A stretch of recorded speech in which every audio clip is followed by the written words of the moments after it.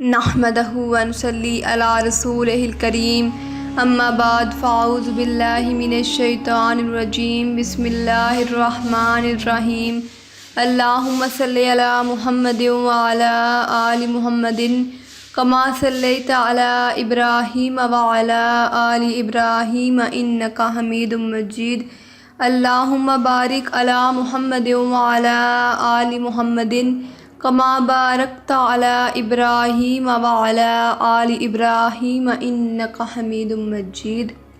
Video شروع کرنے سے پہلے میری آپ سب ناظرین سے گزارش ہے کہ میرے سالکین چینل کو سبسکرائب کر دیں تاکہ میری ہر آنے والی نئی ویڈیو کا نوٹیفیکیشن پر وقت آپ تک پہنچتا رہے۔ سب سے پہلے آج ہم بات کرنے جا رہے ہیں خواب میں سفر کرنے کے حوالے سے۔ اس کی بہت سی صورتیں ہیں اور بہت سی تعبیریں ہیں، جیسے خواب میں جہاز پر سفر کرنا، گاڑی پر سفر کرنا، ٹانگے پر سفر کرنا وغیرہ۔ اس طرح کی بہت سی صورتیں ہیں اور بہت سی تعبیریں ہیں۔ سب سے پہلے ہم جان لیتے ہیں کہ خواب کتنی قسموں کے ہوتے ہیں۔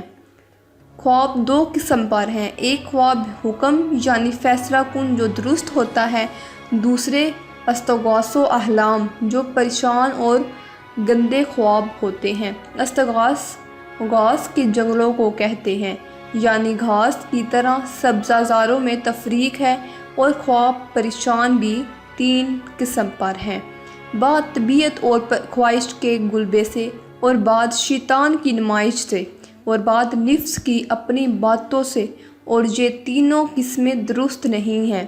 حضرت کرمانی رحمۃ اللہ علیہ نے فرمایا ہے کہ خواب تین قسم پر ہیں، ایک قسم حق تعالیٰ کی طرف سے بشارت ہے، دوسری قسم شیطان کا وسوسہ ہے، تیسری وہ بات ہے جو خیال میں جم جاتی ہے اور شوق کی وجہ سے اسی کو خواب میں دیکھتا ہے۔ سچی خواب فرشتے کی صورت میں ہوتی ہے کہ کرنے کی چیز کو لوح محفوظ پر بشارت دیتا ہے، یا باخدا شخص کو آتی ہے کہ قبل از وقت اس کی شرارت سے محفوظ رہے، لہٰذا جو شخص خواب دیکھ کر بھول جائے، تعبیر بیان کرنے والا اس سے توبہ کرائے، اور خواب کو بھلانا گناہ ہے، کیونکہ خواب کا نمائندہ ممکن ہے کہ لوح محفوظ سے کوئی فرشتہ ہو۔ حضرت مغربی رحمۃ اللہ علیہ فرماتے ہیں کہ خواب دو قسم پر ہیں، ایک سچا دوسرا جھوٹا، اور سچا خواب تین قسم پر ہے، ایک بشارت، دوسرے تنبیہ، تیسرے الہام۔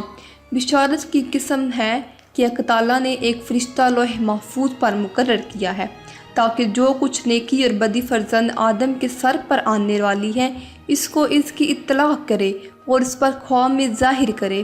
اس فرشتے کا نام ملک الرؤیا ہے۔ کسی کو بشارت پہنچانی ہوتی ہے تو خواب کا فرشتہ خواب میں ظاہر کر دیتا ہے۔ آج ہم بات کریں گے خواب میں سفر کرنے کے حوالے سے۔ خواب میں سفر کرنا لوگوں کے اخلاق سے پردہ ہٹنے سے دلالت کرتا ہے، اور اگر وہ مسافر فقیر ہو تو وہ غنی ہو جائے گا۔ اگر اس کے پاس خواب میں مسافر آئے تو یہ خبروں پر دلالت کرتا ہے جو دیکھنے والے کی مدد کریں گے، اور جس نے دیکھا کہ اس نے سفر کیا تو وہ نیک حالت سے دوسری حالت میں منتقل ہوگا، اور سفر زمین پر چلنے پر بھی دلالت کرتا ہے۔ اور اگر خواب دیکھے جس نے دیکھا کہ اس نے سفر کیا تو وہ زمین پر چلے گا، اور ایسا ہی جس نے دیکھا کہ وہ زمین پر چل رہا ہے تو وہ سفر کرے گا۔ جس نے دیکھا کہ وہ سفر کر رہا ہے تو وہ ایک جگہ سے دوسری جگہ منتقل ہوگا، اور بعض دفعہ سفر سے مراد سفر ہی ہوتا ہے۔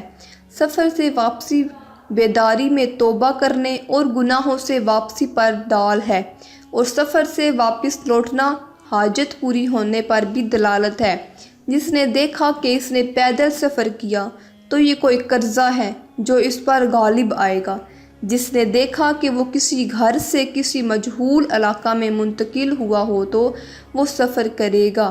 اگر کسی نے بیماری کی حالت میں خواب دیکھا کہ کسی دور جگہ کی طرف سے اس نے سفر کیا یا کسی مجہول گھر کی طرف سفر کیا تو یہ اس مدت سفر کی دلیل ہے۔ جس نے دیکھا کہ اس نے ذات سفر لے لیا تو اچھائی اس پر غالب ہوگی۔ حضرت ابن سیرین رحمۃ اللہ علیہ نے فرمایا ہے، اگر دیکھے کہ اس نے سفر کیا ہے اور وہ مقام پہلے سے بہتر ہے، دلیل ہے کہ اس کا حال نیک ہوگا، ورنہ اس کے خلاف تعویل ہے۔ اور اگر دیکھے کہ سفر کیا ہے اور نہیں جانتا کہ کہاں گیا تھا، دلیل ہے کہ اپنے عیال سے جدا ہوگا یا وہ وہاں سے نقل مکانی کر لے گا۔ اور اگر دیکھے کہ کسی جماعت کو وداع کرنے گیا ہے یا کوئی گروہ اس کو وداع کرنے آیا ہے، دلیل ہے کہ ایک مدت تک اس کا حال اور کام متغیر ہوگا، پھر اپنے کام کو لوٹ آئے گا۔ حضرت جابر مغربی رحمۃ اللہ علیہ نے فرمایا ہے، اگر دیکھے کہ اس کے پاس نیا اور پاکیزہ دسترخوان ہے، یا اس نے خریدا ہے یا اس کو کسی نے دیا ہے، دلیل ہے کہ اس کی کنیز بدصورت اور گندی ہوگی۔ اور اگر دیکھے کہ دسترخوان پر نان و نعمت ہے تو دلیل ہے کہ کنیز سے نفع پائے گا۔ حضرت ابراہیم کرمانی رحمۃ اللہ علیہ نے فرمایا ہے کہ خواب میں دسترخوان نہایت منفعت والا ہے، اور اگر دسترخوان چھوٹا اور خالی ہے تو دلیل ہے کہ تھوڑی منفعت پائے گا۔ اور اگر دیکھے کہ جماعت کو وداع کرنے کیا